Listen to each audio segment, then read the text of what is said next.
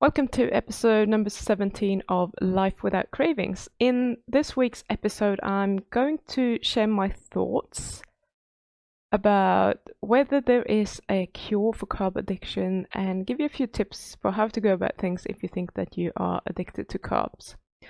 So there are experts in this field who say that there is no cure or that there is only treatment, and then there's me who says that I agree with that, and I also disagree with that. So you might have heard me say that from one perspective, I do understand what they're saying and I know why they're saying it. But from another, we're not powerless. We can do things about it. And that is what I think we should focus on, because if we're just focusing on the things that we can't do, then we're going to be depressed and we're not going to want to do anything because there is no cure. So I do agree with, if we define addiction as the compulsion to follow through on a learned behavior that creates a reward in the brain, that neural pathway will always be there. It will always be available to us. So if we just going with our impulses, the behavior will continue. Even if you have gone off of eating carbs and then you come back to it, you're going to notice that it's very, very easy to fall back into old habits because you've done it so many times. We can't erase a learned behavior. It's like riding a bicycle. Once you learned it, you know how to do it, even if you haven't done it for many, many years. Okay? So let's just keep that in the back of the mind. But this doesn't have to mean that we can't do something about it. I disagree for a lot of reasons. So first of all, we all have urges to do things that we know aren't good for us. We know we shouldn't be doing certain things and we have an urge to do it, but we choose to not do it. And you can do that with the carbs. If we didn't have this inhibition, I probably wouldn't be here today. I would probably be in jail or something for one thing or another. Because I've had many, many crazy thoughts about things that I want to do. It's like an urge to sometimes hurt someone.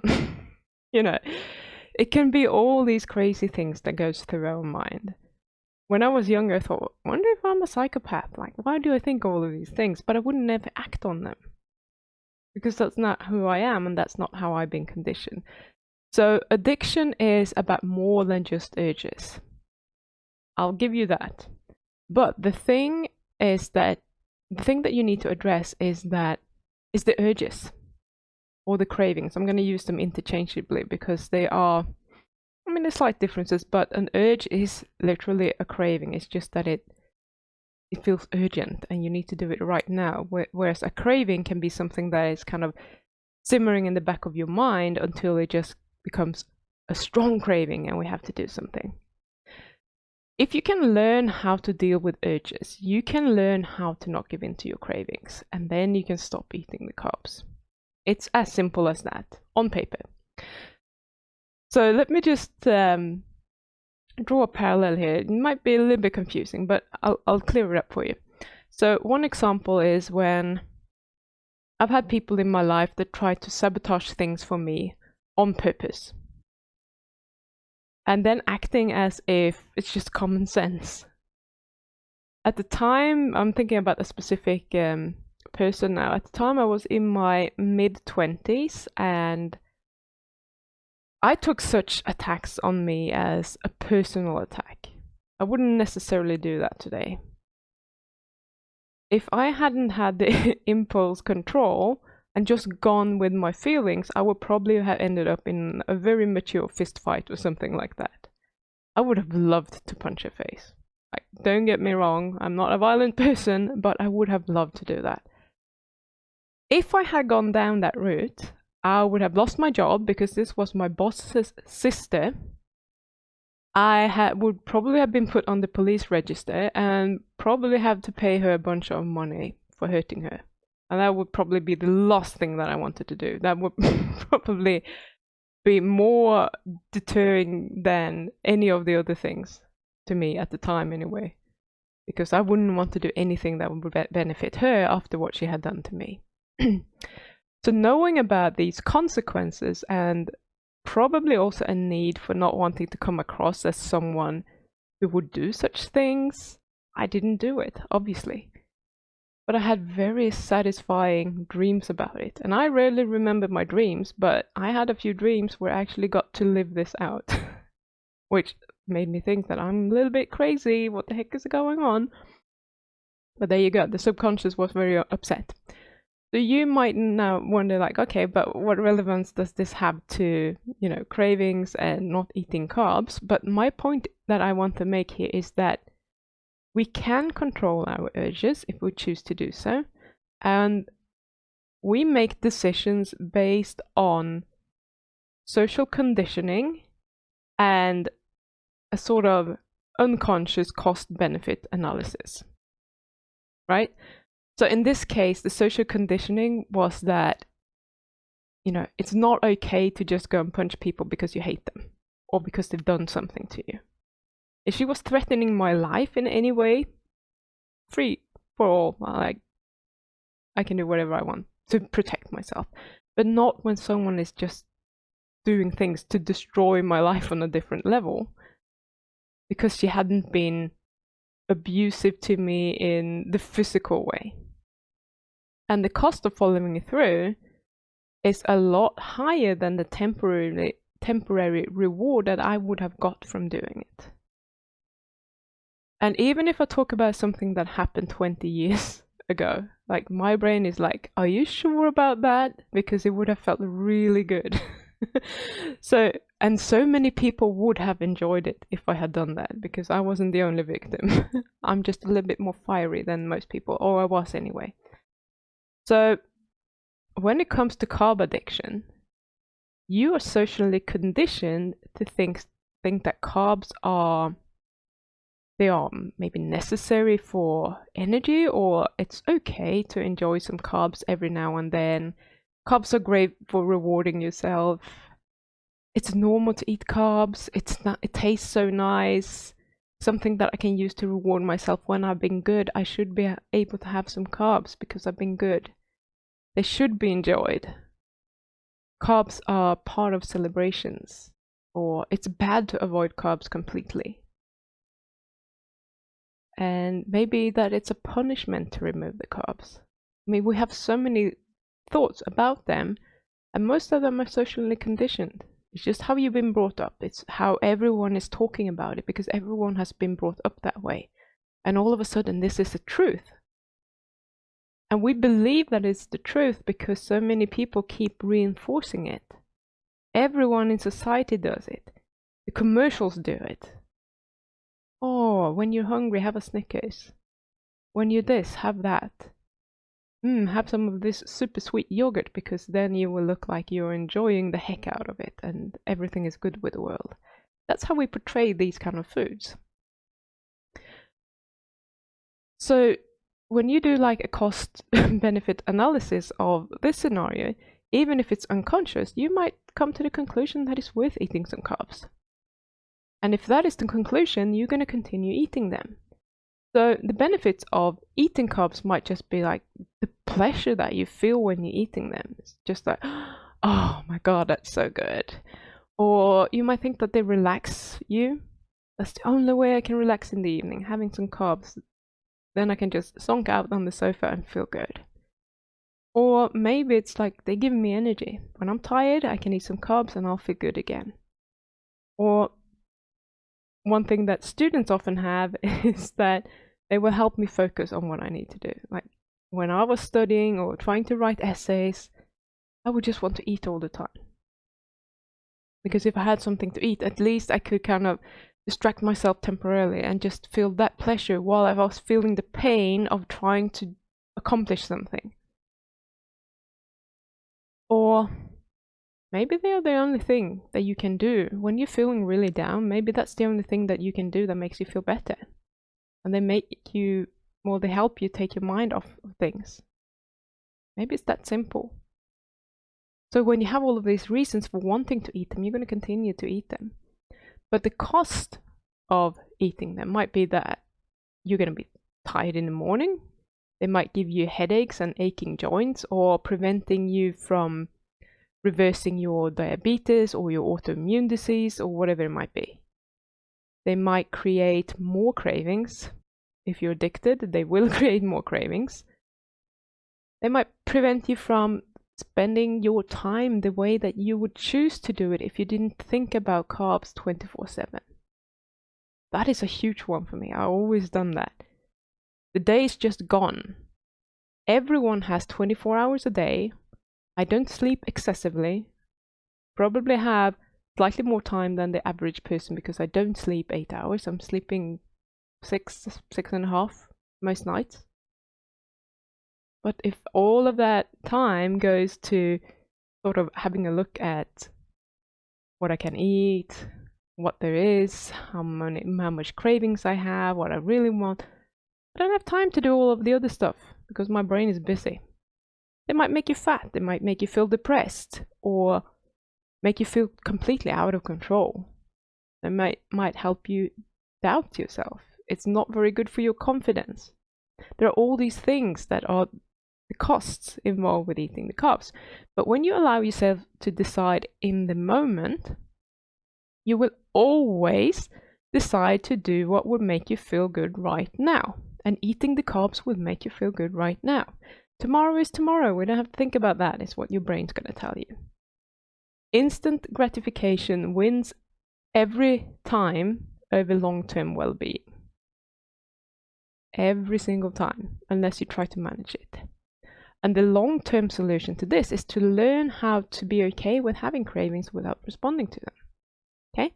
So another reason that I have is that I don't even believe that cravings or carb addiction is a problem. I don't think that is something that we need to cure.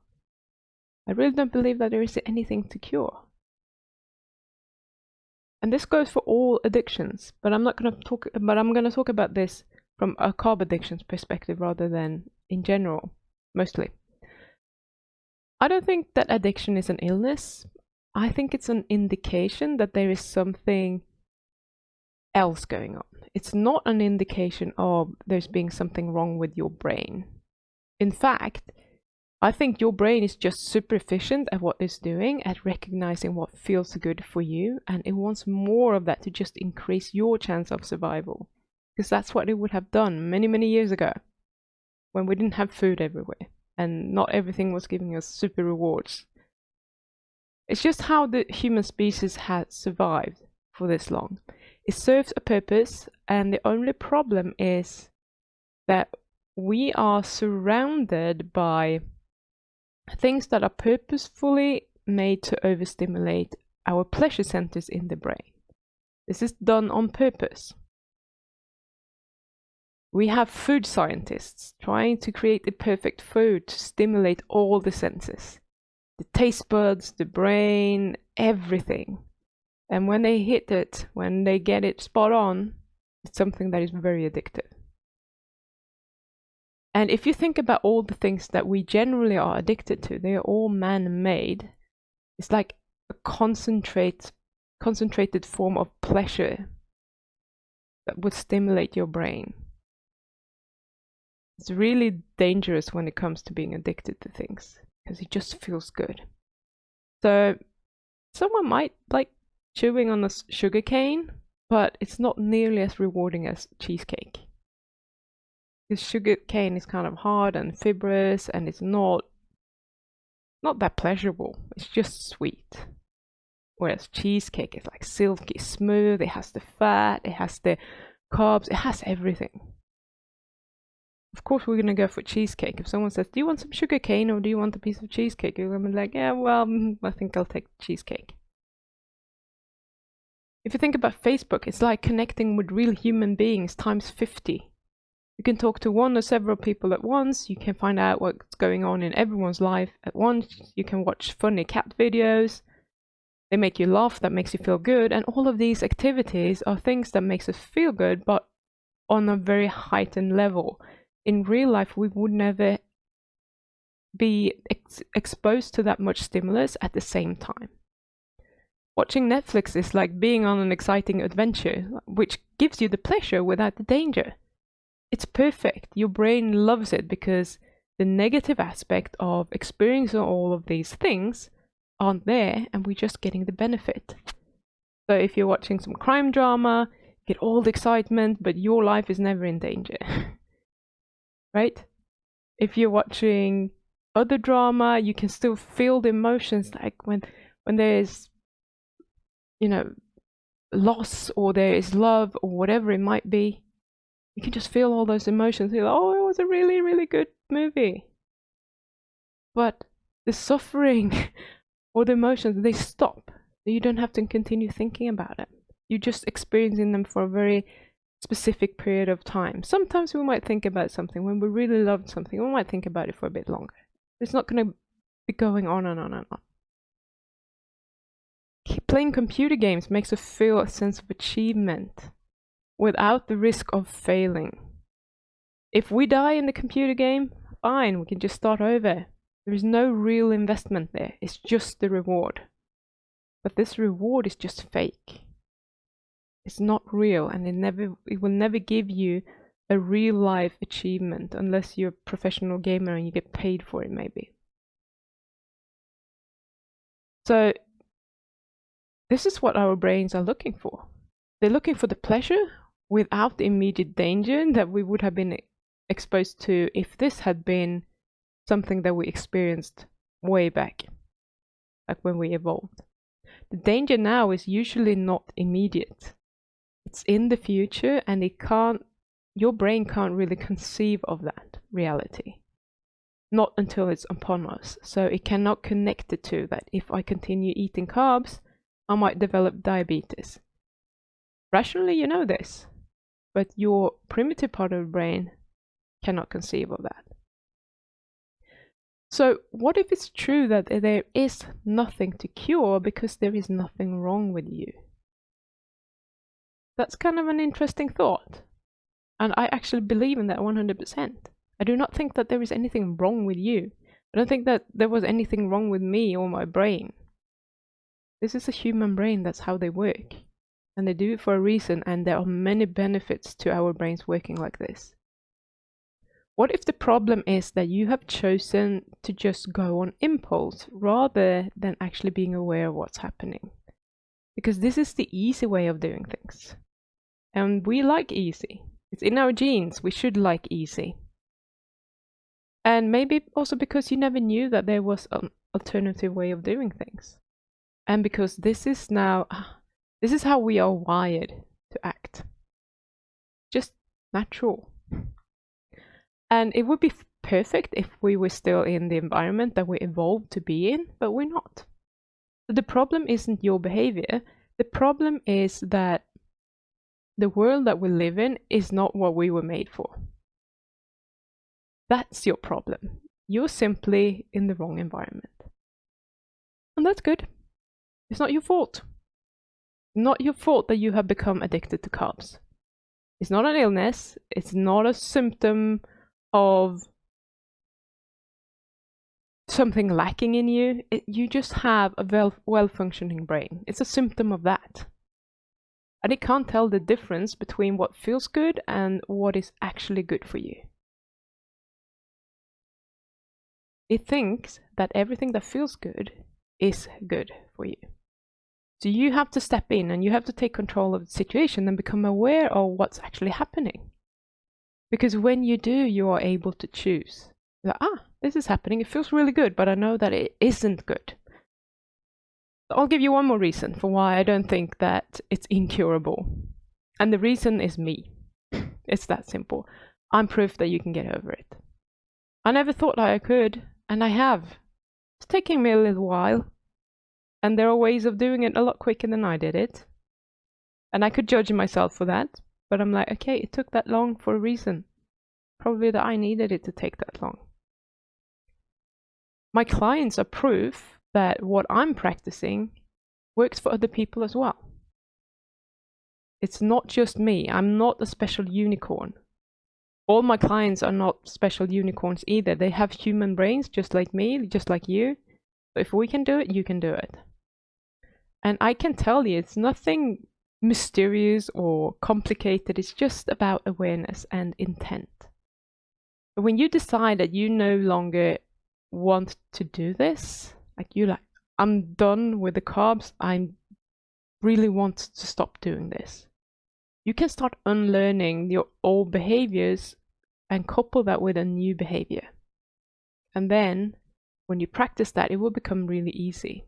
So the temptations will still be there, but they're no longer going to feel compulsive because your desire to give into them is no longer there. It's no longer as strong. So the answer to the question whether there is a cure for carb addiction is, well, actually first, I just want to say that the question in itself indicates that there is something that needs to be cured.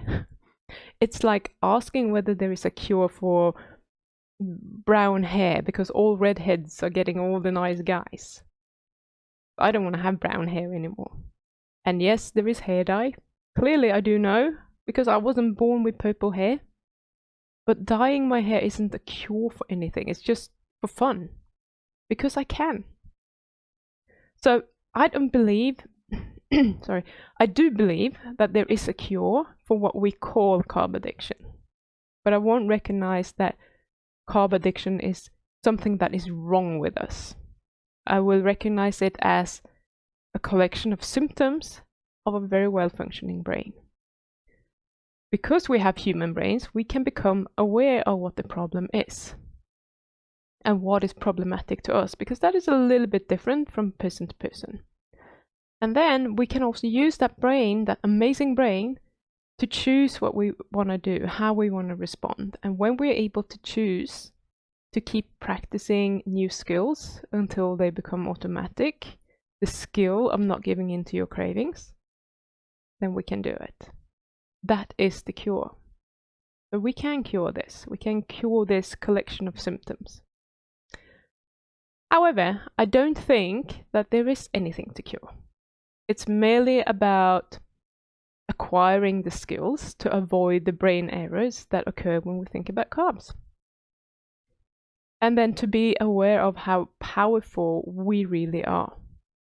Because when we start making choices and prioritizing learning these skills, we can overcome the compulsion to give in to our cravings.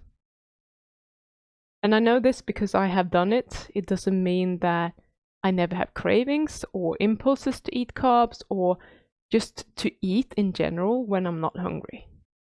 I still have that. But it means that as long as I choose to stay present, it's never a problem.